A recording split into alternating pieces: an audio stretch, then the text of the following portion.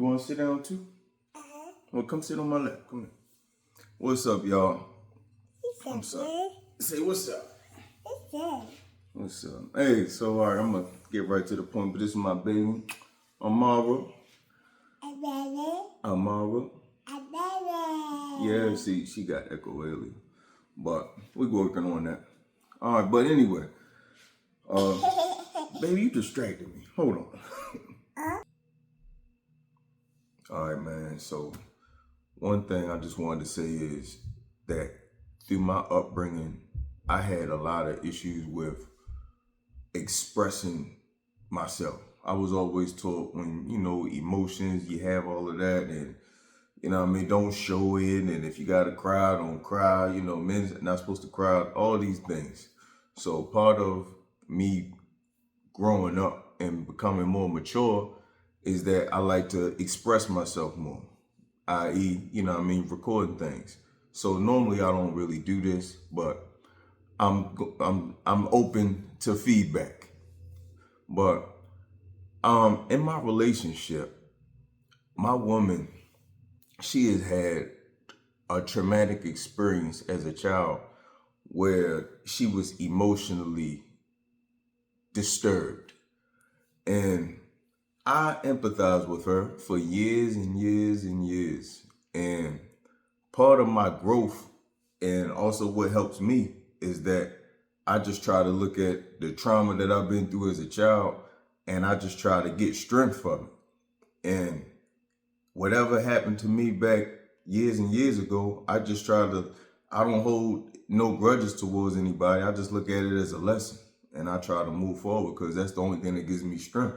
If I was to hold and harbor on to anything, then that's not going to do nothing, but that's just like me drinking poison. That's really just me torturing myself because the people that did things to me back when I was younger or whatever circumstances that I was in, it's not happening to me in the present moment. The people on here, I'm not in that environment anymore. So I feel like the best way to get over that thing is just to get strength from it, and if you can't get any strength from it, if you're a loving person, just try to give love to that younger version of yourself. If you can't give it to the abuser, especially if it was something that was emotionally where somebody just hurt you with words. I just feel like a lot of times we don't have to say like this person was so evil. I think we jump the gun a lot of times, and excuse me, I could be wrong, but I just think a lot of us, sometimes we're just not aware of our own flaws, and we just need to give each other more grace, especially if somebody just hurt you with words. Also, to that same effect, I believe that if you was to just give that person love, if you can't give yourself any love from whatever had happened, if you could just send love to that person or just send like maybe just pity to them, whatever can help you move on. But thinking of that person like, oh my gosh, they're so evil and I just still got to get them back. Like, I'm 38 years old. My woman, she's 38 years old. And she's talking about things that happened to her when she was 4 and 5.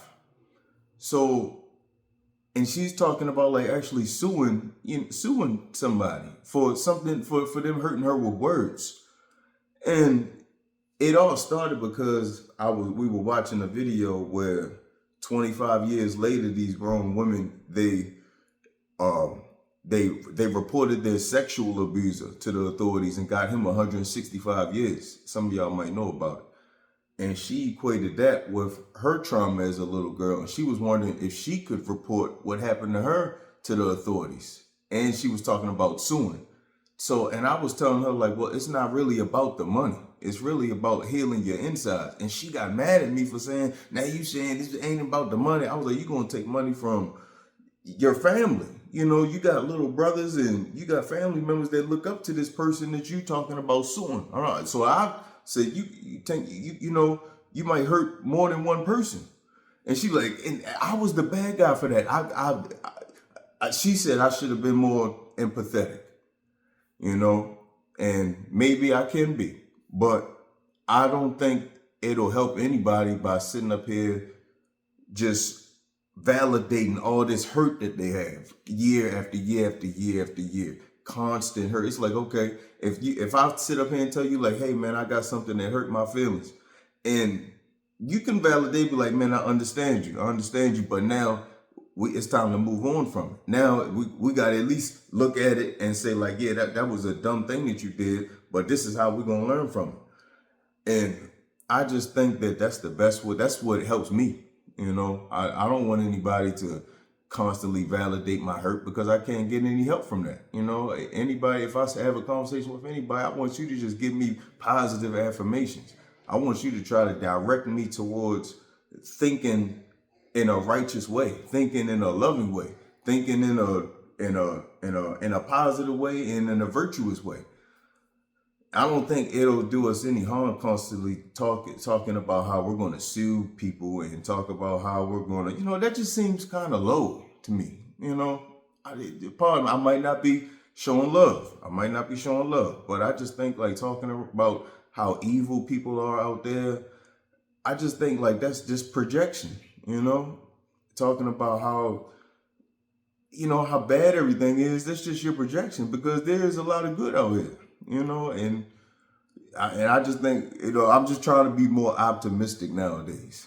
And I think me coming off as more optimistic is coming off in some people's eyes is like I'm too passive and I don't care about their feelings. But it's not that I don't care about their feelings. It's just that, or my wife's feelings. It's not that I don't care about it. It's just that I think the best way to give her strength is by actually saying empowering words to her, actually giving her avenues on how to move forward.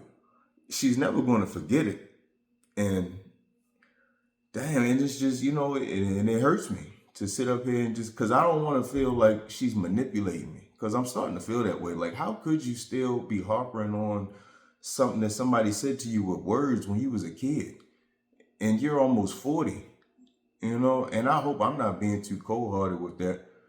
But I don't know, it might be a man thing or what, but I do definitely empathize with him, but I just think after I empathize, which I have been doing for many of times, but every time it comes up, even now we're almost 40 and the conversation comes up and I just try to go a different route. I just try to say like, can you give her love? Okay, you can't give her love. Hell no. I'm like, okay, well, imagine a dragon over there. What kind of sword? How could you slay the dragon?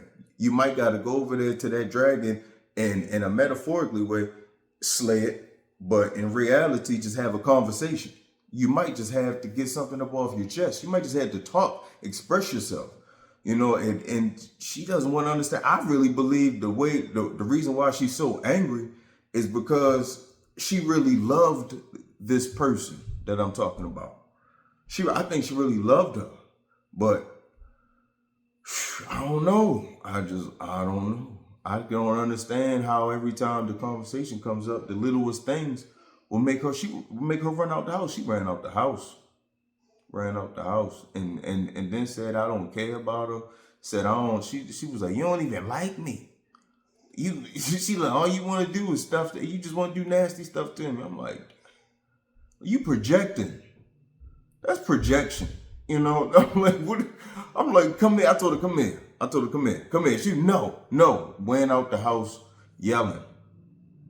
And and I ain't gonna lie. I'm not even mad. I'm just kind of like hurt that, like in relationships, some people can hold on to things that happened to them as a child and bring it up into adulthood and allow it to sabotage what they got going on in a whole new reality. It's like we're not even the same people that we were when we were children.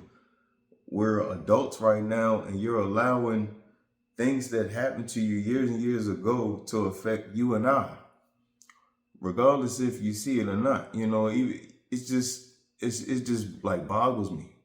It really does. Like, that's like the only thing we really be getting upset at. I don't even get upset at her. I really feel sad. I really do feel sad. I do.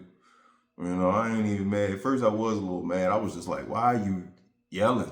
And then she like, I'm not mad. I'm like, you allowing the situation back when you were younger to affect you right now. She said, it's not affecting me.